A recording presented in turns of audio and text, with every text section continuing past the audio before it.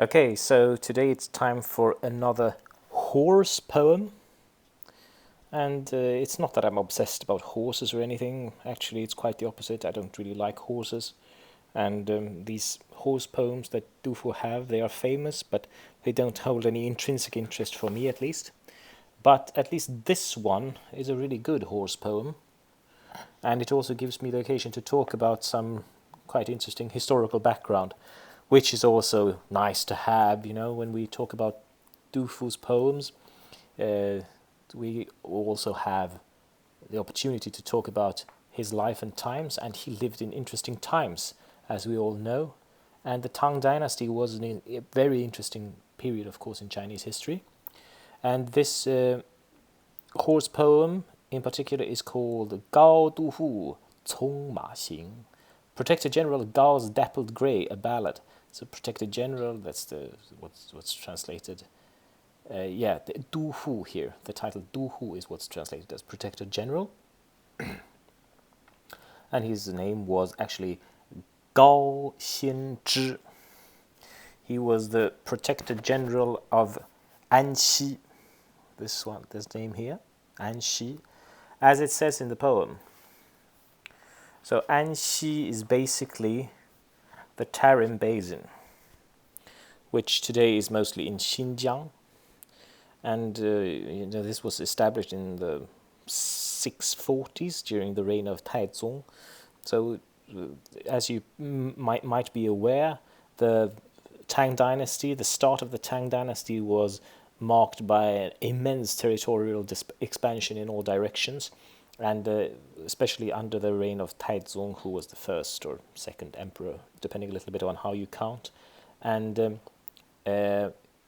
he established these protectorates, or general protectorates, Du Hufu, in all directions. And the Anxi was, of course, the one of the biggest ones. To the west, there's huge expansion into Central Asia that occurred. Unprecedented, actually, expansion into Central Asia. Not unprecedented so much in that they managed to get further, but that they managed to hold on to the territory. Because at this point in history, this was written in 749 or so, then the Tang Dynasty had already held on to these western provinces for over 100 years. So that's impressive. And this Gao Xianzhi, he is actually one of the most famous military commanders of the whole era. He was Korean, interestingly enough, or at least he was half Korean. He was the son of a Korean general that was taken captive when China defeated and occupied the Korean kingdom of Goguryeo. I don't know if that's how it's pronounced, but Goguryeo, presumably that is where we get our word Korea from, and was the northernmost of three Korean kingdoms back in the days, and it was overrun and by the Tang Dynasty in concert with another Korean kingdom called Silla, and then it fell and it never regained its strength again. So this the father of this Gao Xianzhi was from there.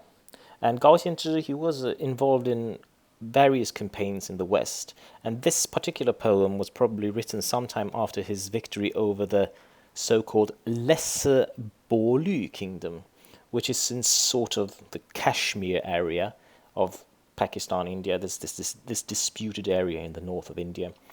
And he is perhaps most famous for being the commander in the very famous Battle of Talas, 2 years later than this, in 751, which is a place basically in Kyrgyzstan where China clashed with the Arab Caliphate. So that's very interesting. They had this huge empire spreading from the east and another huge empire spreading from the west, and this is the place where they clashed, and it basically, China was defeated. But you could say that they managed to hold their ground, and this sort of marks the high water mark of China's power in Central Asia. So they didn't get any further than that.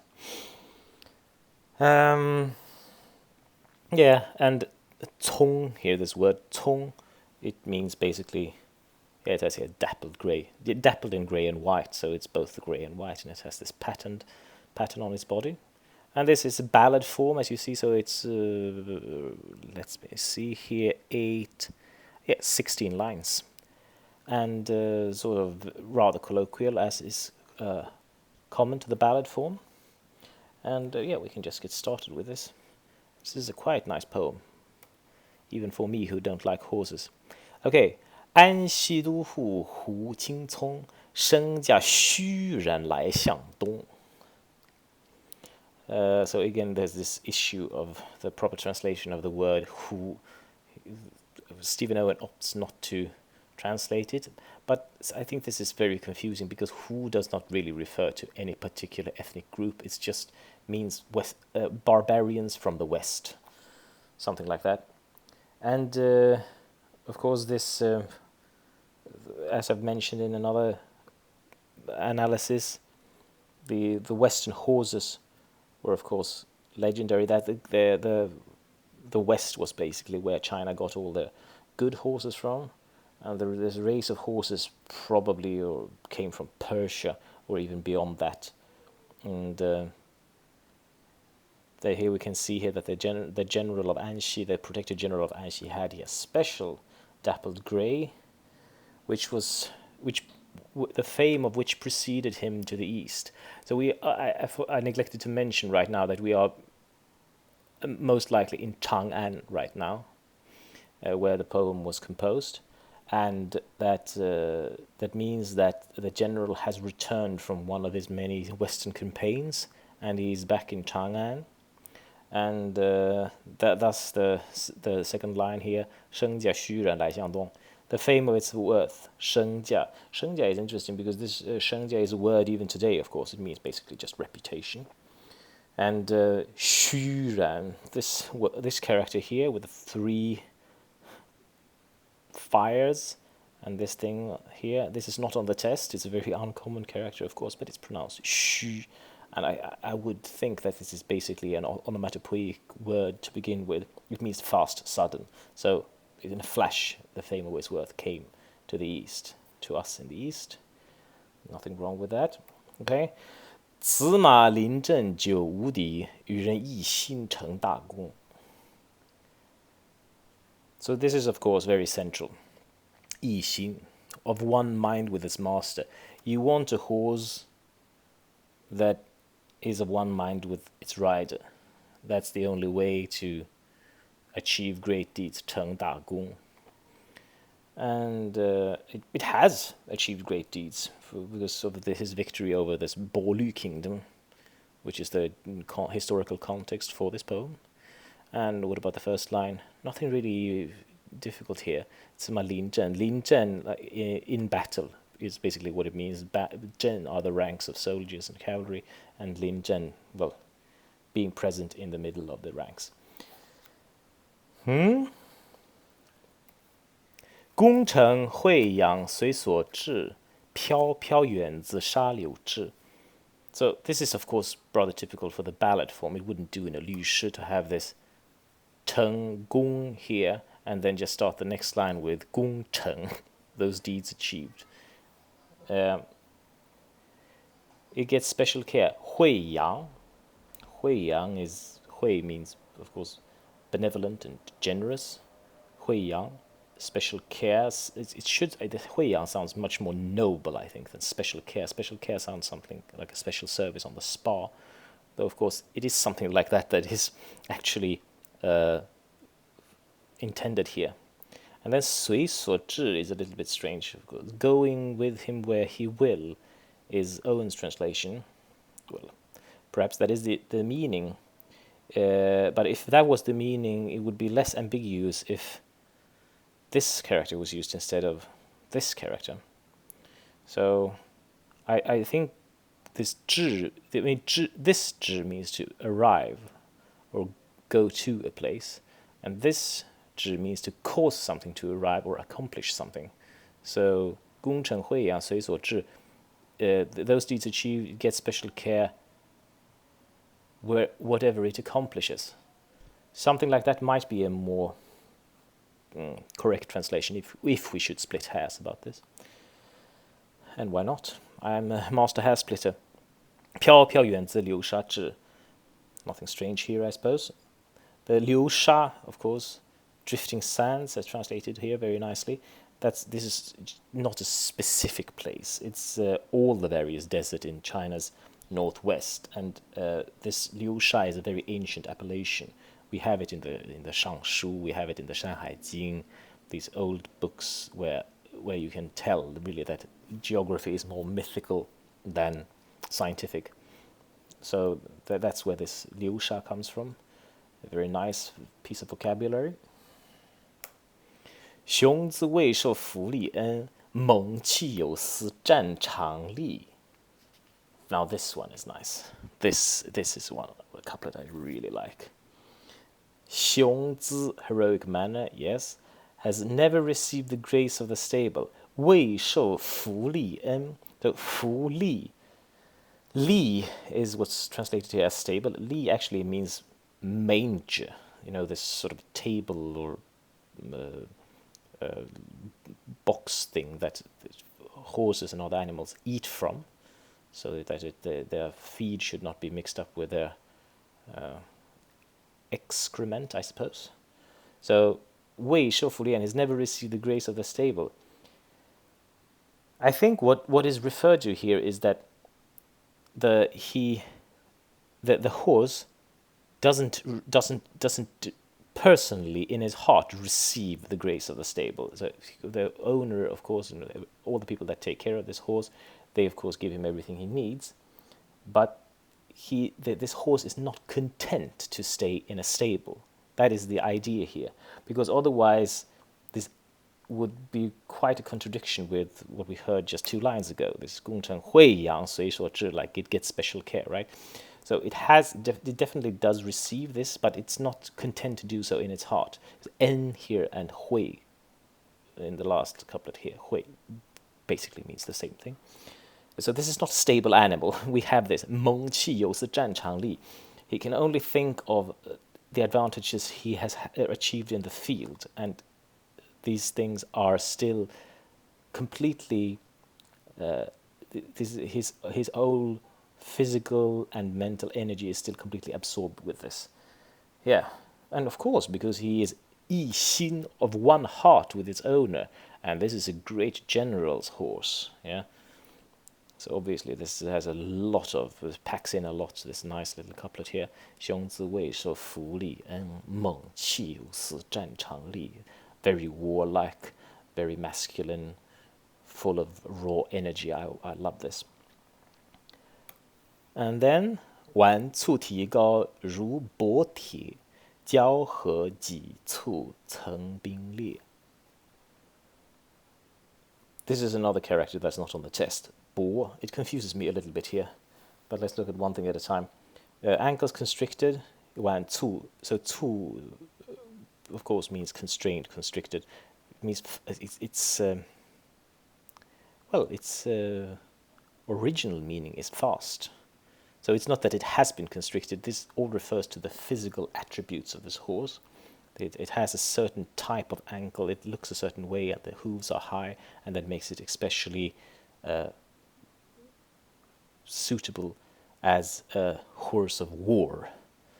And but this boar, I also understand it more or less like the translation here, but I've never seen this word before, actually. I'm not sure about its usage, but when I've looked it up, it seems to mean rather fall over. So like stumbling iron, something like that. But trampling iron is probably a good enough translation. That's what dufu in all probability means. And then 交合己促成兵列. 交合 is a place, cross rivers. It's a place which is also in modern Xinjiang. There's actually a ruined city in a place called Jiaohe, which is on top of a plateau. It looks really cool if you look it up. It's like this plateau, and then on both sides of it there's a small river going, so that it's like a natural fortress, you might say.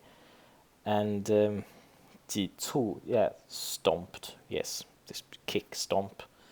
And ji, here translated as often, yeah, more than one time, ji, right?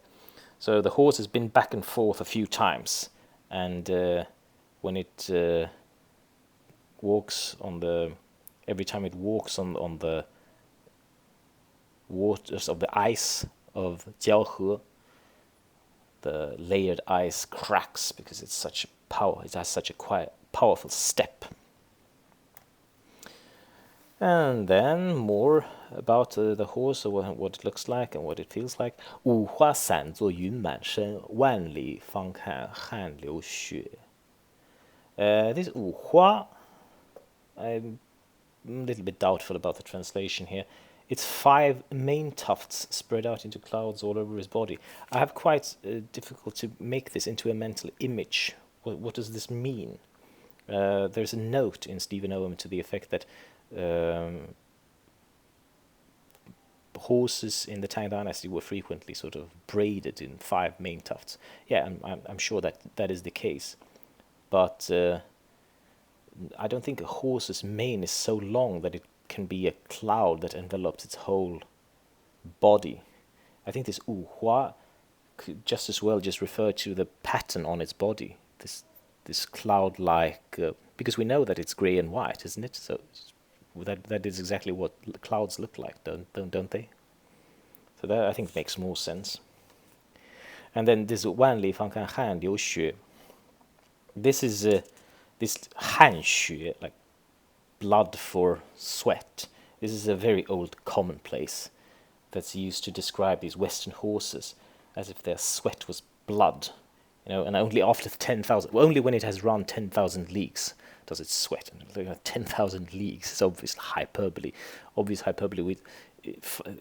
They say now that half a kilometer is 1 Chinese li, so this is 5,000 kilometers. It's basically, it's from this place in Xinjiang where they are fighting their wars to Sweden. It could run to Sweden without breaking a sweat, this horse.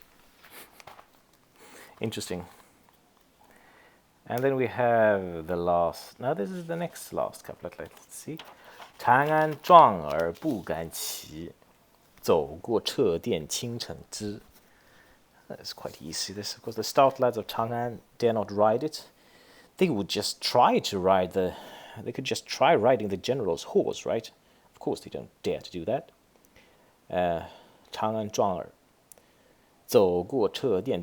Chè, faster than a lightning bolt. Chè means to pull with force, basically, but it's always very often used in this way of something that just passes by in a flash, like a lightning. So 掣殿. When it runs faster than a lightning bolt, it runs past faster than a lightning bolt, and that is something that all the city knows. 京城, all the city. That is correct. And the last couplet here. 青丝骆头为君劳，何有却出光门道. And I really nailed the pronunciation of this Heng character here, right? Guang. And this is, for some reason, it's pronounced Guang here, and the translation here also has it correct. It's Guangmen Dao is a certain, or was a gate in the city wall of Chang'an, and it was the one gate that you had to pass through in order to go to the western regions, on the road to the western regions. So this is another really nice line. And why is this so nice? 青丝骆头, green silk, enwraps its head. Okay, so if green silk enwraps its head, this is and it grows old for its lord. This sounds a little bit odd, doesn't it? But we have to imagine that we have to remember that this is a horse that does everything for its master. It's of one mind with its lord. So if his lord wraps his head in green silk like any old retired stable horse and lets it grow old, this horse will do it for him. He will do it for him. He will grow old for his lord. 为君劳. But it won't be happy to do it, right? It will do anything for its lord, and it will grow old for him, but he won't be happy to do it. Because in that case, 何有, what way? will it go to exit the gates of Chang'an for the battlefields of the western regions, right? Because this green silk is obviously here something that's used quite contemptuously of much lesser beings than this wonderful Barbary horse, isn't it? Yeah, so this is also quite a... These three characters here pack quite a punch in the context of the rest of the poem, right? Because we know already that what it has accomplished, and that it's so much of a mind with its lord, and that it has this high-spirited disposition. So this couplet here and this couplet here, they need to be read together. So that was a very nice horse poem, wasn't it? So stay tuned, and I'll be back soon with more Dufu for your consumption. Thank you, and bye.